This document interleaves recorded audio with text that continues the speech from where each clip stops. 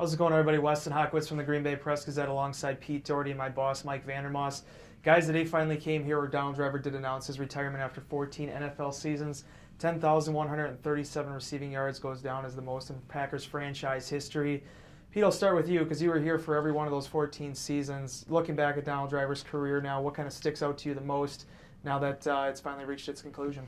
You know, there's no moment or game or even season that jumps out. Just what jumps out to me is, you know, around the age of 30 or in his early 30s, when most players you can see him slowing down, his legs were still really springy. It seemed really unusual, and that lasted up until maybe the 11 season, maybe 10, but at least through 10, maybe in 11. I don't think he quite had as much this year, but it was just amazing how springy his legs were for a guy in their early mid-30s. You didn't see that in other guys. Yeah, you see that too with all the guys that did come along there. You had Antonio Freeman, as many great receivers as they had. No one really seemed to be able to maintain that as long as Driver did. Mike, looking over at you, you look at Donald Driver's career and what he accomplished during that whole span. I guess the question I'm wondering more than anything else is what is his legacy now in Green Bay? Obviously, this was something where Packer fans felt very enamored with him. They loved his character. They loved everything about him. What do you kind of see as a lasting effect for him going forward now with Packer fans? Well, you know, he's not the all-time greatest Packers receiver, even though the stats say he's got the most yards, the most catches. I'd probably rank him number 4. You'd have to put him behind Don Hudson, James Lofton, and probably Sterling Sharp. So I'd rank him probably about number 4. Would you rank him ahead of Greg Jennings? Yeah, I'd say I would, just because of his longevity. Jennings, you know, at his height, probably was a better receiver than Driver. I would agree with that.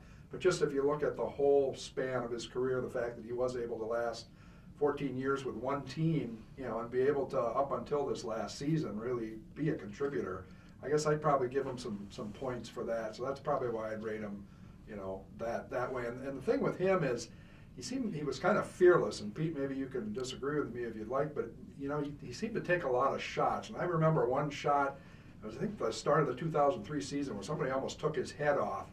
And you just thought, man, this guy's going to be out for the rest of the year or for several games. Or he only missed one game and came right back. He just seemed to have that resiliency where he could come back and not have that fear of taking those big hits over the middle. I think maybe that's one of the reasons why he lasted so long. That is one of the reasons. I think he was tough and really wanted it. One of the things he talked about a lot today, whether it was on ESPN when he's talking down New Orleans, is the fact that this is a decision he talked about with his family. He also brought it up that, you know, he thinks he still can play if the interest was there. He wanted to retire as a Packer. I guess what I'm wondering, Pete, is this decision, as great as it is, as much good feeling and goodwill as there is towards it, is this a decision that did come a year too late, a decision that should have been made after last season? Yeah, and you can't blame him for it. I mean, if you're a player, you want to play, and you don't know you can't until you can't. So, I mean, if I was a player, I'd play until they, you know, kick me out. So if there's anyone to blame for having, you know, paid him $2 million to not play this season, it's the Packers' decision to bring him back. But, you know, we all should have such long and good careers as Donald Driver did. Mike, do you kind of concur with that line of thinking that this maybe was 1 year too late, but at the same time really still can't blame him for wanting to come back? You know, I hate to have to agree with Pete Doherty, but I would have to say that don't blame Driver. I mean, if somebody offers you $2.3 million, whatever he made this year, I mean, you'd take it for doing a job that you love, that you've been doing for 14 years. Sure, you're going to take it. He did.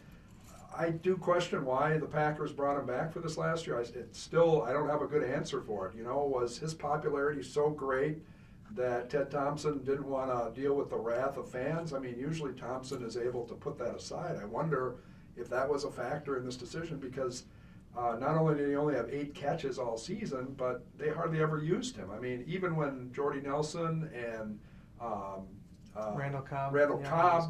I was going to say Nelson and Jennings both were hurt this season, and Driver still didn't get in the game. So, you know, you have to wonder, why did they have him around?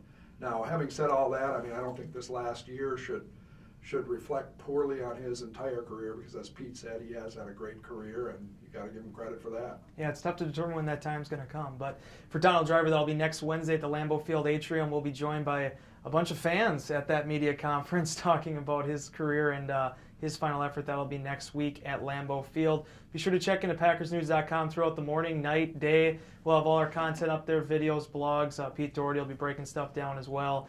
So be sure to check out that. Until next time, he's Mike, Pete, I'm Weston. We'll see you later.